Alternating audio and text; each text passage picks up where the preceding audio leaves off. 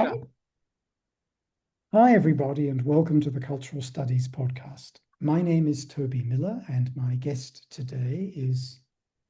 Jennifer Hook, Florence Everline Professor of Sociology at the University of Southern California. And lovely to meet you, Prof. Thank you so much for doing this. I miss LA like crazy. Which part of it do you live in, can I ask? Are you sort of in the inner city bit, i.e., where USC is, or somewhere else? No, I am quite far away. I'm actually in South Redondo Beach. Oh, okay. Very nice. Yeah, I lived in Venice and then downtown. So I was actually quite close to SC in my last years there. But Redondo Beach, that's quite a haul, but very beautiful. And it has that song by Patti Smith. It does have that song by Patti Smith, yes.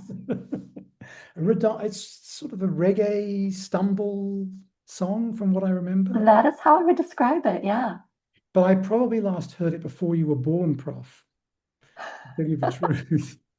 Well, I'm not going to sing it today, so. You're not. Oh, I'm disappointed. Maybe we should just get some Patty going in the background. I once heard her give a wonderful reading at the New York Public Library. She's an incredible physical presence, and it's built on frailty. There's a sort of incredible frailty to her, I think, when she reads. I've not heard her sing. Now, Prof, all of that beside us, as it were, I have a standard query I put to everybody, which is to ask what's currently impeding, preoccupying, interesting, dynamizing you.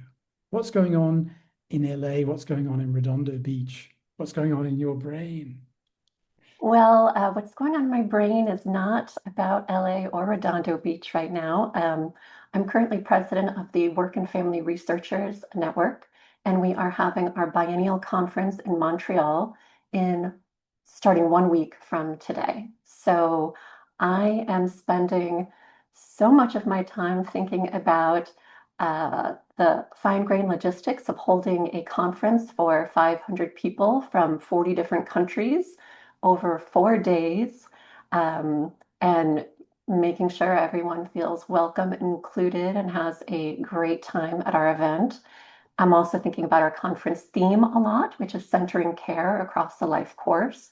So really thinking about how we conceptualize care, how we take care of caregivers, how we make sure people's care needs are met, um, from cradle to grave. So that's occupying a lot of my mental space, as well as my daughter finishing middle school and getting ready to launch into high school. So that's my other competing priority right now.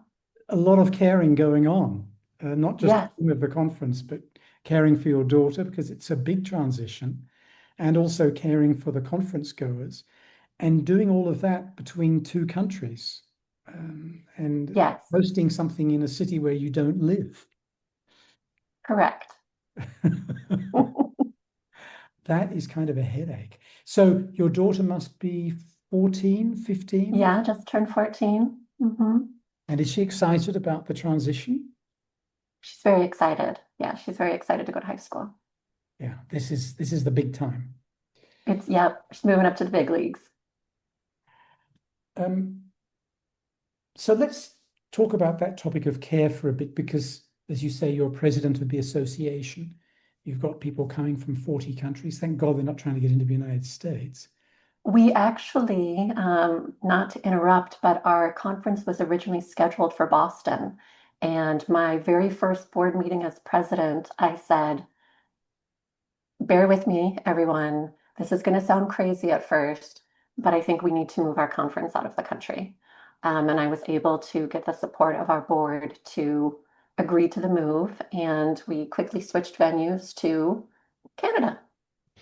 Good on you. There must be quite a few conventions that are moving, that are hitting hotels, big convention Absolutely. hotels. In fact, when we made this decision, a number of other organizations did the same, and there was quite a lot of news coverage in Canada about all of the American conferences moving to Canada. But we have a very international membership, and I reached out to a number of my colleagues who are outside of the United States, gauging, whether they Mm. felt, Yeah, you know, comfortable. Yeah. safe, comfortable. and willing to come to the US at this point. And, pretty uniformly, the response was no, not at this time.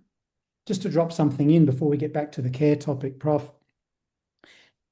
I've been doing the podcast on and off for a long time. There are over 950 episodes with people from all over the world. Historically, the people who asked not to be questioned about politics, or for me not to talk about politics in any sense, were people in Hong Kong. Now they're untenured faculty in the southern United States, Absolutely. right? Or they're people who say, in the end, do you mind if we don't record at all? Because if the governor of my state finds out that I'm still employed because of what my last name is, my job could be lost. So there is a profound chilling effect that is having an effect. The Latin American Studies Association, which I'm involved with, has decided no more conferences in the United States Mhm. for the foreseeable future. So the one a couple of weeks ago, which I couldn't go to, was in Paris. The next one's going to be in Congo, I think. So this is something very real in terms of both Yeah. one's own economic commitments, but also one's desire to protect the well-being of conference goers from across the globe, right? Yeah. And, I think organizations really have to think about, right, caring for their members as well as, from an organizational perspective as well, right, the sustainability of the organization if you're putting on events where many of your members don't feel safe attending. No, absolutely. And this question of care, I wonder if you could tell us a little bit about that, because as I say, it's a theme that runs across much of your work. And it's an increasingly important one when in the so-called wealthy world in the global north, we have people with extended lifespans at the same time as we have low birth rates, low substitution rates, and massive anti-immigrant feeling. So Yes, a profound question is, who's going to care? that is a very profound question. And, in the United States, at least, we've really solved a lot of that question with recent immigrant labor, right? Which has been very robust. And recent immigrants fill a lot of jobs in the care sector from early childhood through, end of life care. And so, with restrictions on immigration and growing anti-immigrant sentiment in certain political parties, it's obviously a challenge of who is going to care. Um, and I think that's an open question. It's a big thing in Britain because the National Health Service relies on immigrant labor, because white English people don't want to be nurses' aides. They don't want to be nurses. They can't be bothered studying to become doctors.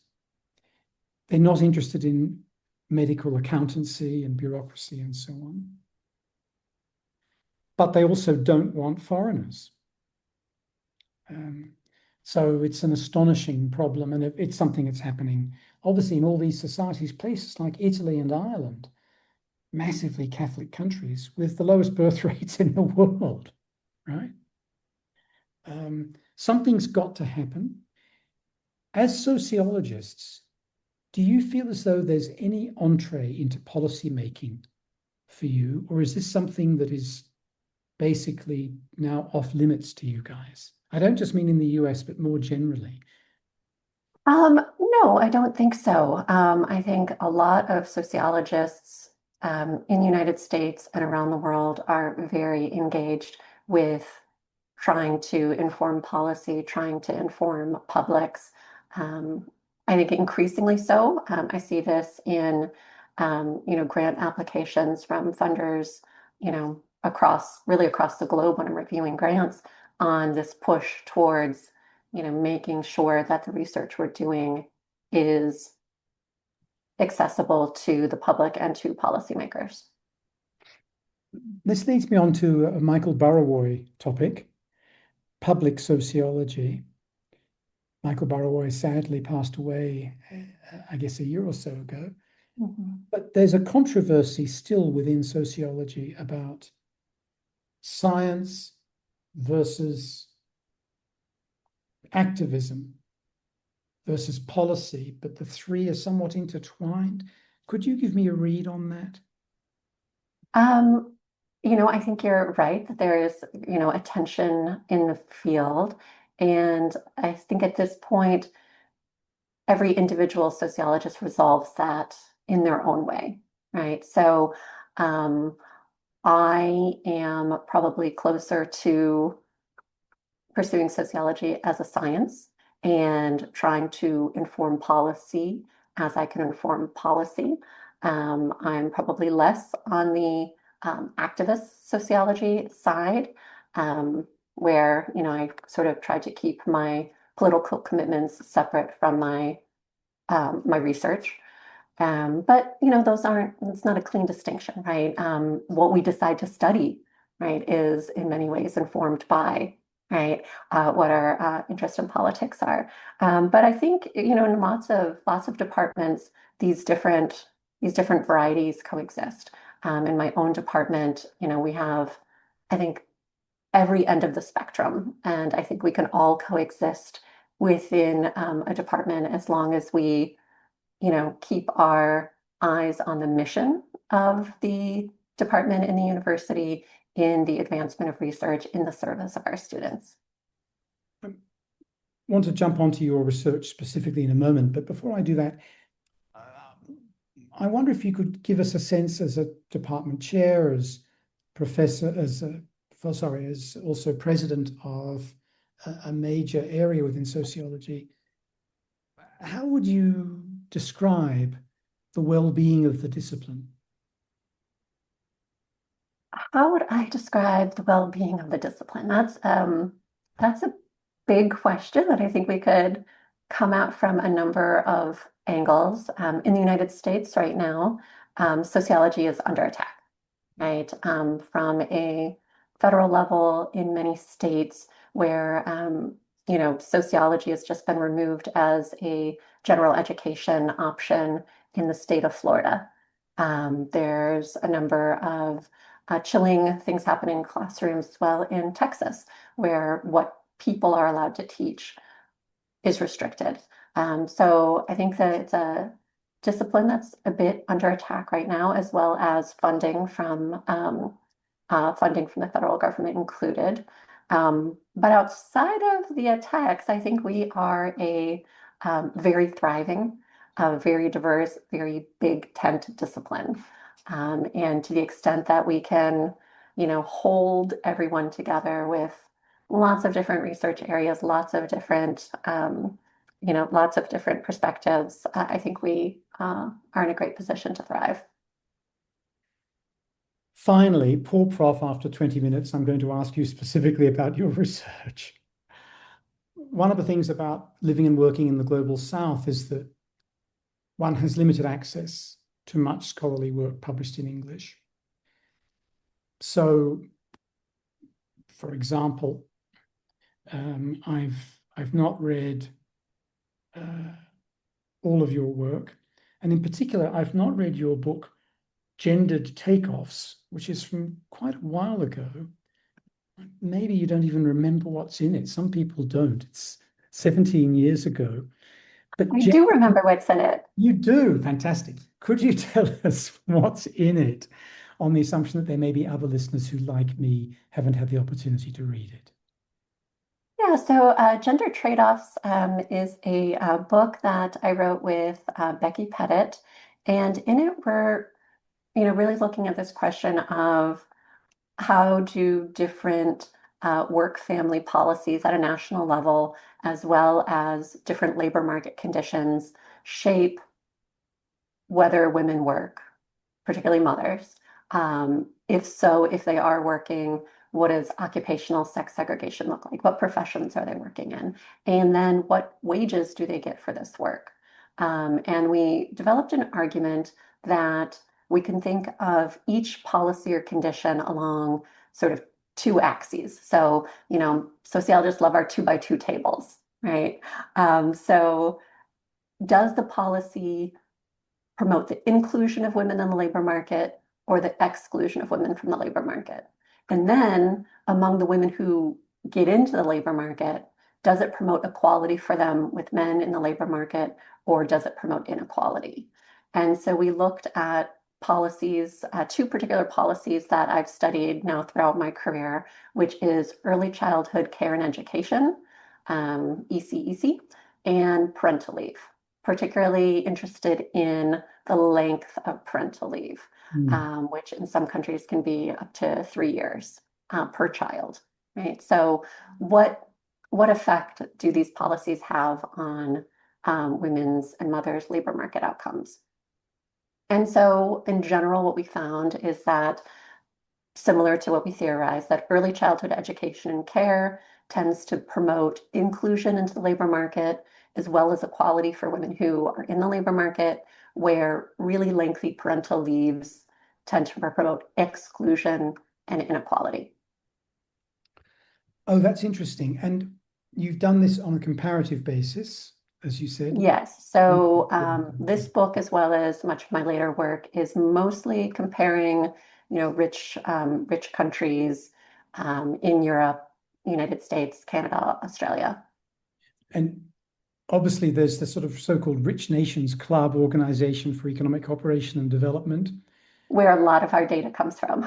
which produces a huge amount of data. Yes, that I analyze. And could you tell us about how, in a sense, the early childhood maneuvers, levers, whatever we call them, work comparatively well for women, but the parental leave innovations don't? Have I got that right? Yeah, well, the parental leave is complicated, so I'll say more about that. But really, the early childhood care and education, right? You are providing a service to families which externalizes a lot of the daily care of small children, right? So for mothers, particularly with young children, particularly with multiple young children, you're creating a service that provides that care for children during the day, which allows mothers to be in the labor force and provides them with reliable care so they can compete on sort of more equal footing with childless individuals and with men who may have fewer care responsibilities. So it sort of helps get them into the labor market and helps them compete in more equal footing, right? Because they're not worried about, oh, well, I was going to work today, but, my child care provider is grandma and grandma's sick today and can't take care of the kid. Where early childhood care and education services are reliable, they're much more less likely to sort of break down on a daily basis than more informal arrangements. So that's ECEC, early childhood education and care. And then parental leave is really tricky. So no parental leave, like in the United States, or no maternity leave, like in the United States, is not good, right? Like the argument here is not that we need 0 weeks of maternity or parental leave.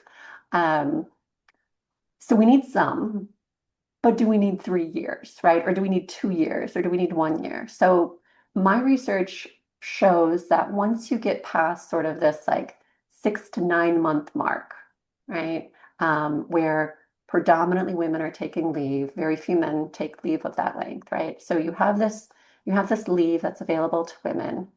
Once you get past sort of that 6 to 9 month mark, you start to get into sort of inequality promoting effects. And my research actually shows that it's not only contained to mothers who take the leave and actually can affect childless women as well. So women of childbearing age, right? If you're in a country where women get 3 years of parental leave with a job guarantee when they return, and an employer is trying to decide, right? Okay, there's this 30-year-old married woman who doesn't have any children yet. Hmm, do I want to hire her? Right. So that when you get to these longer lengths, you actually get these discriminatory promoting effects that can be applied to all women of childbearing age. And that's a tough one to be clear on because that's almost a kind of monologue intérieur. That's the employer maybe thinking this, but not necessarily saying it in a way that can be legislated for or researched easily. Yeah. Absolutely, that is true. But there have been some interesting studies that have gotten at this, and there's one that I love that was published in the early 2010s on Hungary, where anti-discrimination enforcement is pretty lax, and these researchers, Glass and Fodor, actually interviewed hiring managers at multinational corporations, and many of them were willing to be quite explicit about not hiring childbearing age women into certain roles, as well as finding ways to sort of demote and shed um, women who did end up taking these lengthy parental leaves. So it's really interesting. And some of these employers were willing to say very, very explicit things. There's one line that's always stuck with me where the interviewer asked, and what do you think if a woman tells you that she doesn't want to have children? And the response was, well, then I know she's a liar, and liars are unfit for employment. Right. So the Sorry, assumption we're both that, laughing at this point, folks, because it's either that or you cry or both. It's just such a grotesquerie. But at least they're saying it. yeah.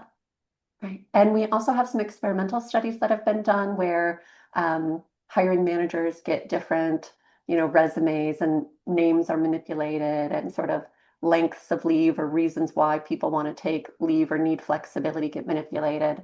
And you can see sort of in those results, even without the expression of course I discriminate, right? You can see the effects. Mhm. Now, a couple of the areas that you look at extensively in your work relate to this.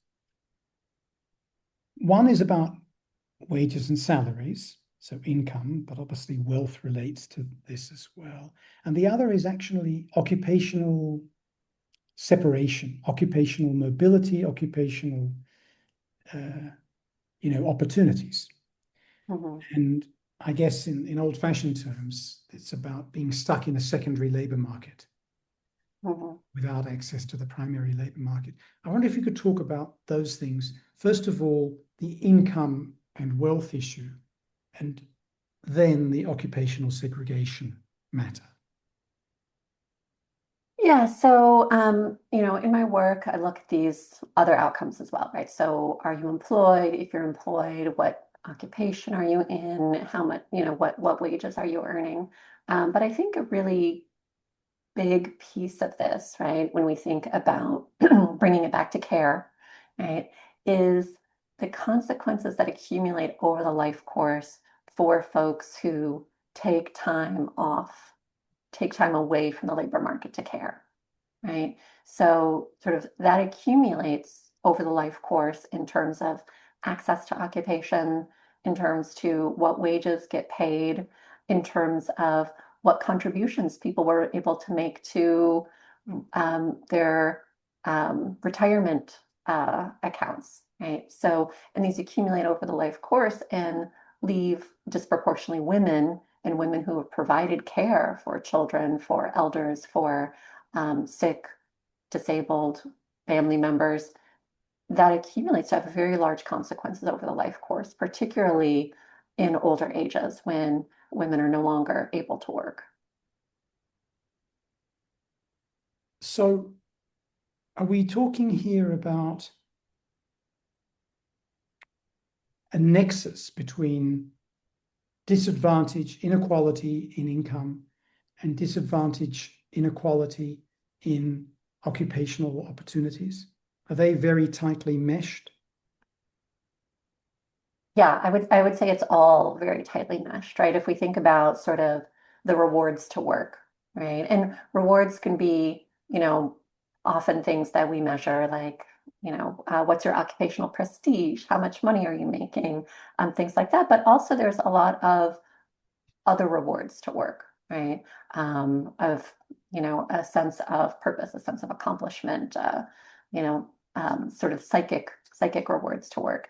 And when you have, a certain group that is sort of systematically sidelined from work because of care responsibilities, that's definitely an inequality issue. And we know that the women who are most likely to get sidelined are actually those that have the fewest economic resources, right? So women who are more economically advantaged in high levels of education or partnership with someone who has access to a good income are actually less likely to get sort of sidetracked out of the labor market because they have the resources that enable them to stay in the labor market. They can outsource to high quality care, right? For their children, for their elderly family members, for sick family members, they can afford to get assistance. And that assistance, as we already mentioned, is often immigrant women, right? But for the families who don't have that access, care can really sideline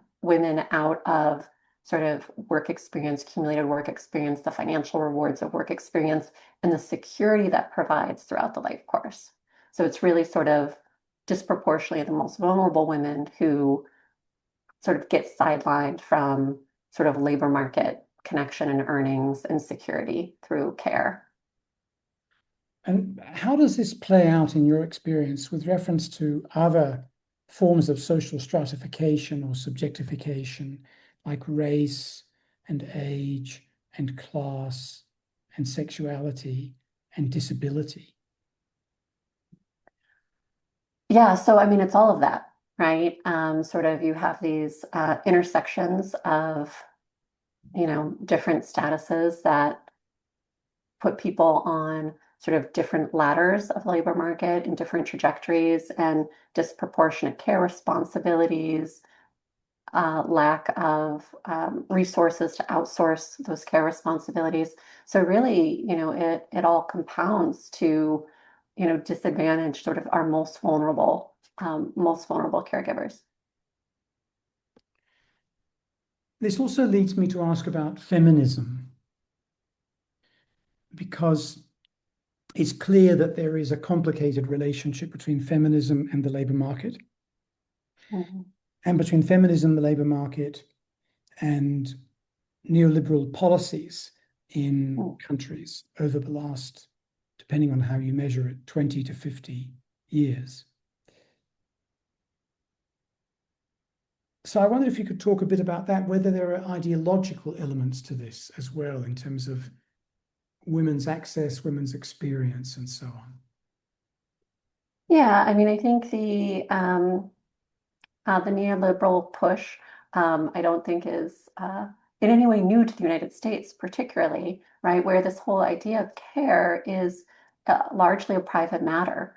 Um, uh, Feminist economist Nancy Fulbright wrote this wonderful article probably a couple decades ago now, where she called the perspective children as pets, right? That the idea is really in the United States that you decided to have children, you take care of children instead of recognizing children as a collective good, right? As sort of the next generation of labor force participants and taxpayers and caregivers and doctors, right?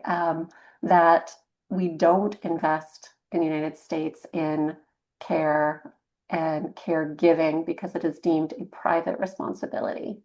And I think that's, we see a few states in the United States sort of fighting that. New Mexico recently launched a universal child care program. We see this happening in New York City. So it's happening in a few places, but I think there is, and this applies not just to the United States, but I think a lot of other places as well. When we're talking specifically about childcare, there's still a lot of ambivalence about maternal employment, particularly for mothers of young children, right? The idea persists in many places that maternal care for children under, say, the age of 5 is the ideal, and things that aren't that are substandard.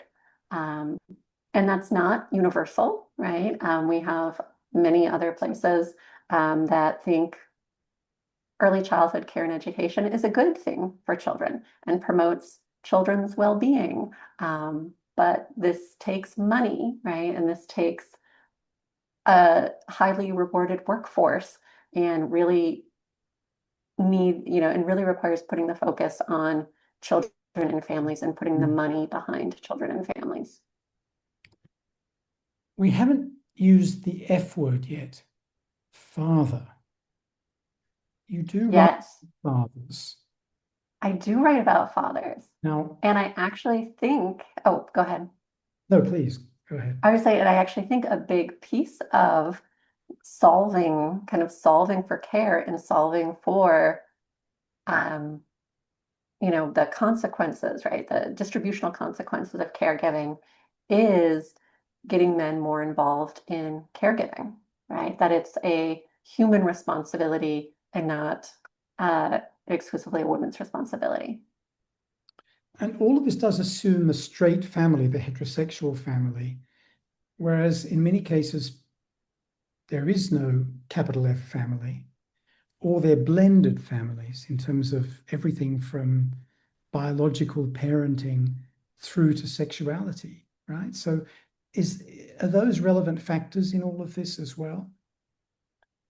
Absolutely.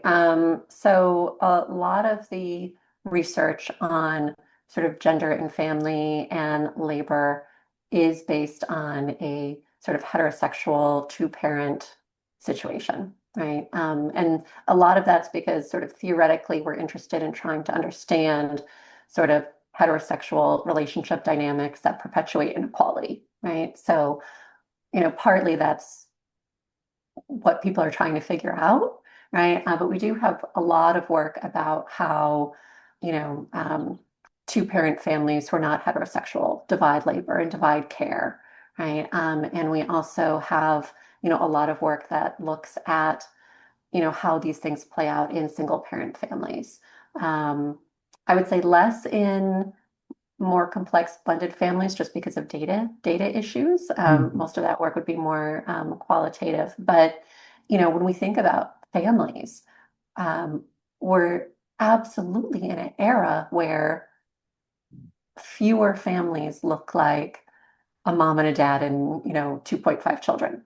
That is not right. That is not an accurate reflection of what families look like today. Mm. So, absolutely. And, in many ways, we can think about, how these policies play out. We can think about specialization, right? And that's really one of my things that I think about a lot when, I'm trying to tease these things out is the risks of specialization. And I've been thinking about this particularly, having discussions about this with folks around the tradwife, tradwife movement that you see not just in the United States, but is definitely in other countries as well, right? This idea of women returning to the home and exclusively taking care of children and being in a heterosexual relationship reliant on a male breadwinner. Um, so one thing I always point out is that this isn't really new, right? Like every decade or two, we get a news cycle that has this new. In the early 2000s, it was called the opt-out revolution, and it was about professional women leaving the workforce and staying home to take care of children. It's a popular backlash narrative that pops up pretty regularly. But what the sort of trad wife movement doesn't often acknowledge is the risks involved in becoming a trad wife, right? So, um, anytime you have a family that is fully dependent on specialization, right, where you have one person sort of exclusively focused on the labor market and the other one focused exclusively on care, um, there are a lot of things that can go wrong, right? People often jump to thinking about divorce, right? So divorce is obviously one, but death, disability, large labor market changes that create long-term unemployment for the breadwinner, right? There are lots of things that make this sort of exclusive specialization very risky, not just in heterosexual couples, but really in any couple.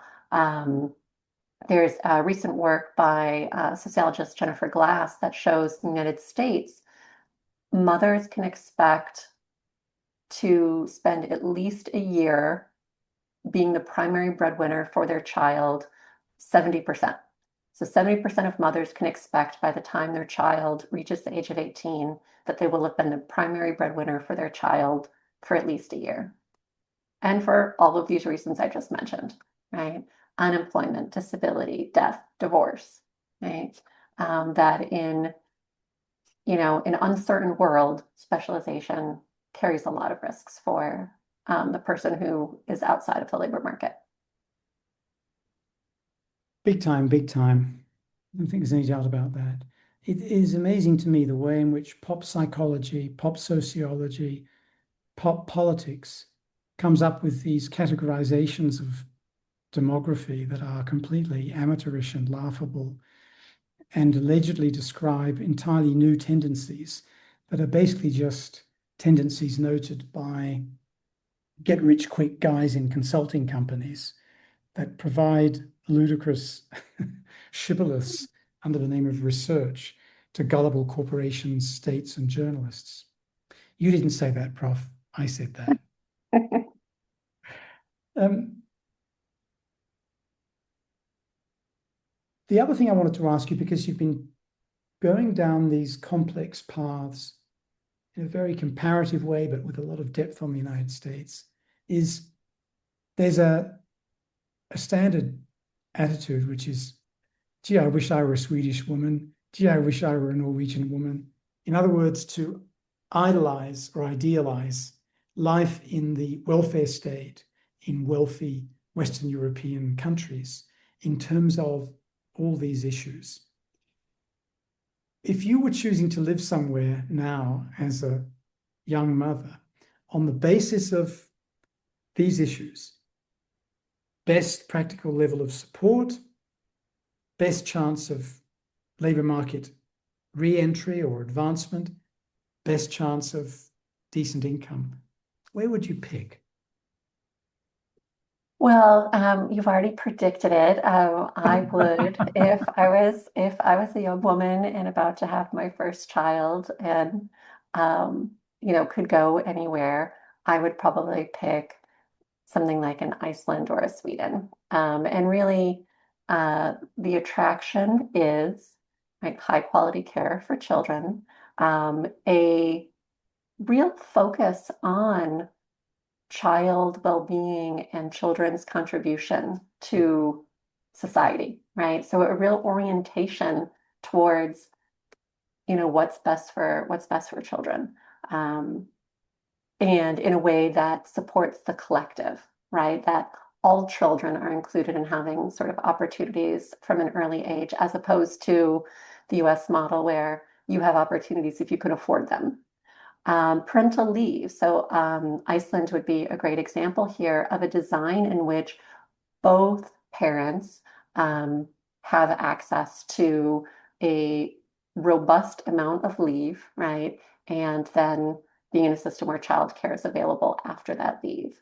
So, we talked about, long leave not being ideal for promoting gender equality, shorter leaves, sort of less than a year being more ideal. But even better is when there's an exclusive entitlement for fathers to take leave as well and high participation among fathers. Because then taking leave for 3 months at the birth of a child just becomes a normative thing that all parents do as opposed to something that women do. And if you go to Iceland, you get terrain that much of which is a lot like Southern California or northern Mexico, funnily But enough. very cold. It is a bit colder, but looks, Beautiful, amazing, amazing country. I got to visit for a conference a couple of years ago and just astounding. but the shrubbery, as it were, looks a lot like California to me. Mhm. Prof, I have one more question for you. And once you've answered it, in addition, I'd like to give you the opportunity to add anything you wish, which might take the form of going over terrain we've already traversed, where you want to say some more things, or it might be something entirely new. Yeah? And again, I want to thank you, especially when you've got all this responsibility with the upcoming conference. So, my last question is to ask what's on the docket? What's next for you? apart from breathing deeply with your daughter making a big educational transition and the conference coming to a close and all the sort of sadness and nostalgia that comes with leaving a conference? What's on the docket for you in, say, a couple of months? That's a great question. Right now, it's hard to see past the end of next week. Yeah, But after the conference is over, I will be headed to Berlin, where I'll be spending the summer at the Bay Berlin Social Sciences Center. It'll be my third visit there, and I always have a wonderful and uh, productive and enriching time while I'm visiting. So I'm very much looking forward to that. I'm also currently department chair, so I spend a lot of my time thinking about the health of the department and how to advance the department and our faculty and our students. We're getting geared up right now to do our 10-year decadal review. It's going to be a large focus of my next year is getting us through this review process. But then in the little times that I can eke out for my work, I'm working on right now a Oxford handbook looking at the outcomes of policies on individuals and families and societies. So working on a handbook right now that I'm very excited about. We'll be working on that in Berlin this summer, as well as some more work. I do a lot of work as well on time use studies. right. So time use studies, I've looked at, the gender division of household labor and heterosexual families. I've looked at fathers and mothers' time with children and their occupational characteristics and all sorts of fun stuff. I've been working with time use studies since I was a doctoral student at the University of Washington. And I find them fascinating because they're just a record of what people do all day. Yeah. So people just record for 24 hours what I was doing, who I was doing it with, where I was. There's also experiential sampling of how I felt while I was doing it, right? These momentary well-being measures. And it's such a fascinating, for me, set of data to think about what people do with really their most precious resource, right? How they spend their time. So I've got some new work that I'm doing on that. One little tiny side analysis I just did that I found extremely fascinating was looking at how each additional child affects mothers and fathers' time use. Um, you mentioned low fertility earlier, and in many places, I think including the United States, there's a lot of talk about pronatalism, right? Like, how do you get people to have more children? How do you get people to have more children? And so I was really interested in thinking about, well, what are the time use implications of more children?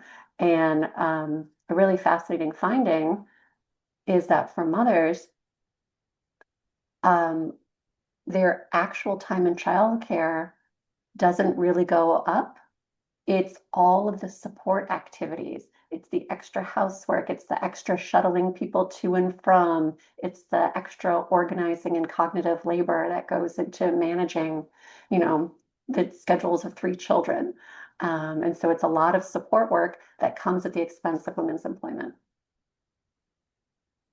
That's a lot to be going on with. It was a really long answer, wasn't it? It's a great answer. It's fascinating. I mean, it makes me want to record another conversation with you just about, for example, the handbook and the time use studies. But for now, to conclude, I'm wondering if there's anything you'd like to add. As I said, might be something completely new, might be something that we've already discussed in part. I think I snuck it all in that last question. Well, listen, thank you so much. Have a great time at the conference. I mean, Montreal, fabulous city. It's so wonderful. Yes, I'm very much looking forward to it. At the height of steroid use in Major League Baseball, I was once in an elevator in the Hilton in Montreal at a conference with two New York Mets who were only my height but looked like they were about 7 feet tall and had gigantic muscles. But they were tiny next to Kevin Kline, who was also in the elevator, who is immense, Huh. absolutely immense. Perhaps stooped now as a somewhat older chap. But I remember standing there in this elevator thinking, I'm with three very famous people, and I feel like I'm the size of a pigeon. And normally I don't feel that way. Then I discovered steroid use in Major League Baseball, and I accepted the fact that Kevin Kline was 7 feet tall. So have a wonderful time. It is such a great place. And I really hope the conference attendees have as good a time and learn as much as I have today. Well, thank you very much. It was a pleasure to be here.